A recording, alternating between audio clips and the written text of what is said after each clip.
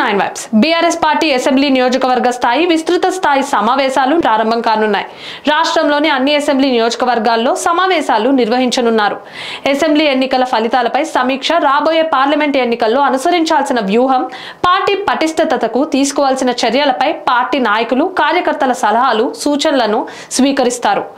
ఈ సమావేశాలకు working president K తారక రామారావు, మాజీ మంత్రులు టి హరీష్ రావు, సింగిరెడ్డి నిరంజన్ రెడ్డి, కడియం శ్రీహరి, వేముల ప్రశాంత్ రెడ్డి, మాజీ స్పీకర్లు పోచారం శ్రీనివాస్ రెడ్డి, మధుసూదనాచారి, ఎమ్మెల్సీలు దేశపతి శ్రీనివాస్, ఎల్ రమణ హాజరు కానున్నారు.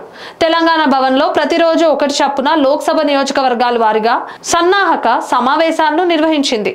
పార్టీ ముఖ్య నాయకులు, కార్యకర్తల అభిప్రాయాలను సేకరించారు. ఈ సమావేశాలకు పార్టీ శ్రేణుల నుంచి అద్భుతమైన స్పందన రావడం, వారిలోని ఉత్సాహాన్ని చూసి పార్టీ నాయకత్వం దృష్టిలో పెట్టుకుని అసెంబ్లీ నియోజకవర్గ స్థాయిలోనూ సమావేశాలు నిర్వహించాలని నిర్ణయించారు.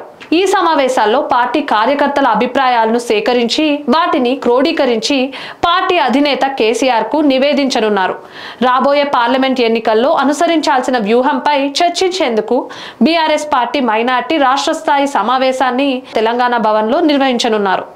ఈ సమావేశానికి పార్టీ వర్కింగ్ ప్రెసిడెంట్ కేటీఆర్, మాజీ మంత్రులు హరీష్ రావు, మహమ్మద్ అలీ హాజరు కానున్నారు. ఈ సమావేశంలో ప్రధానంగా రాబోయే పార్లమెంట్ ఎన్నికల్లో నియోజకవర్గ స్థాయిలో మైనార్టీ సమావేశాలు నిర్వహించాలని, బీజేపీ కాంగ్రెస్ మైత్రిని వివరించాలని నిర్ణయించారు. బీజేపీ మతతత్వ పార్టీ అని, బీఆర్ఎస్ పార్టీ మొదటి నుంచి సెక్యులర్ పార్టీగా ఉన్నదని, గత అసెంబ్లీ ఎన్నికల్లో బీజేపీ బీఆర్ఎస్ ఒక్కటేనంటూ దుష్ప్రచారం చేశారని దానిని తిప్పికొట్టడంపై సమావేశంలో చర్చించనున్నారు.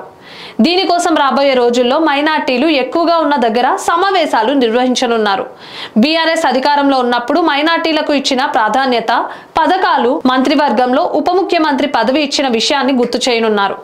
కాంగ్రెస్ పార్టీ ఇంతవరకు ఒక్క మైనార్టీని కూడా మంత్రివర్గంలోకి తీసుకోలేదని, ఓట్ల కోసం వాడుకోవడం తప్ప ఏమీ చేయలేదని వివరించారు. ప్రతి జిల్లా నుంచి ముఖ్య నాయకులను ఈ సమావేశానికి ఆహ్వానించారు. ఇలాంటి మరిన్ని అప్డేట్స్ కోసం స్టే ట్యూన్ టు 9 వైబ్స్.